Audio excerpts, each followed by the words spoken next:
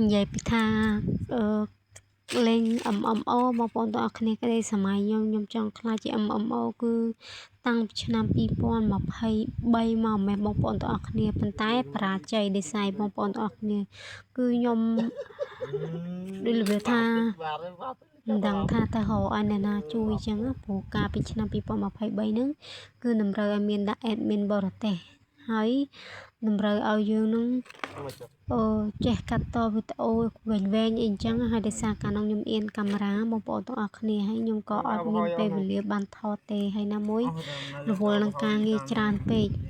ដល់ពេលអញ្ចឹងអត់សូវមានវីដេអូកាត់ឲ្យបងប្អូនមើលទេហើយមកឥឡូវខ្ញុំរៀនវាថាកាត់ចិត្តព្រោះអីឮថានៅក្នុងស្រុកខ្មែរយើងរកលុយបានច្រើនពីក្នុង Facebook ហ្នឹងដោយសារតែឮពី idol ផាន់រងយើងគាត់ប្រាប់ដែរអញ្ចឹងណាបងប្អូនទាំងអស់គ្នាប៉ុន្តែខ្ញុំនៅតែមិនទាន់ដឹងថាការលេង MMO វគ្គហ្នឹងគឺមានដាក់ admin បរទេសទៀតអត់ប៉ុន្តែបើសិនជាដាក់ admin បរទេសក៏អត់មានក្តីសង្ឃឹមដែរបងប្អូនទាំងអស់គ្នាហើយឥឡូវហ្នឹង Facebook ក៏អាប់ដេតទៀតបងប្អូនគឺតម្រូវយើងលេងបាន 300k view បងប្អូនទៅគេបើកធូរស្អៀមឲ្យរកលុយប៉ុន្តែ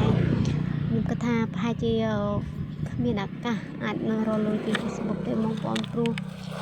តាំងពីឆ្នាំ2023មកគឺថាផុសទៅមានអ្នកមើលអស់ច្រើនណាស់បងប្អូន 2000 នាក់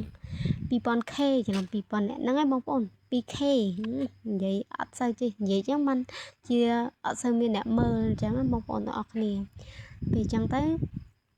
យើងចេះតែរៀងបាក់ទឹកចិត្តដងទិញអញ្ចឹងទៅក៏លែងផុសអញ្ចឹងណាបងប្អូនទាំងអស់គ្នាប៉ុន្តែយូរអញ្ចឹងទៅនឹកឃើញទៅក៏ផុសទៅមិននឹកឃើញទៅក៏អត់ទៅពេលអញ្ចឹង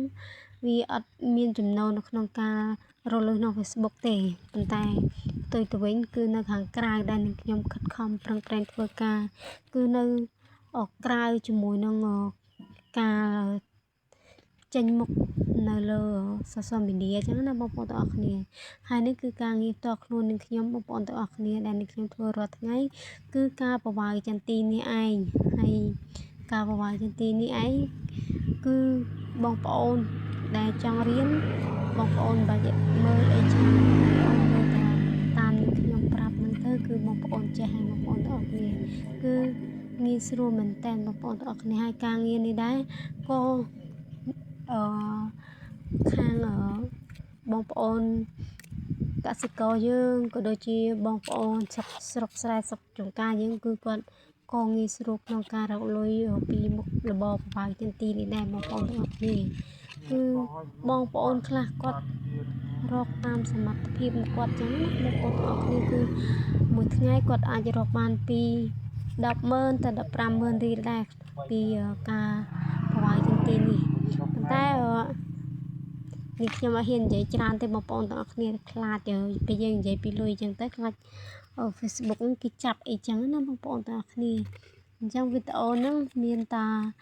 បង្ហាញពីបងប្អូនពីសកម្មភាពប្រវាយចន្ទីតែប៉ុណ្ណេះទេបងប្អូនទាំងអស់គ្នាអញ្ចឹងបងប្អូនទាំងអស់គ្នាដែលបានចូលមើលកុំភ្លេចជួយ like share និង comment ឲ្យនឹងខ្ញុំម្នាក់មួយផងដើម្បីឲ្យមានកម្លាំងចិត្តធ្វើវីដេអូតទៀតអញ្ចឹងអរគុណច្រើនបងប្អូនទាំងអស់គ្នា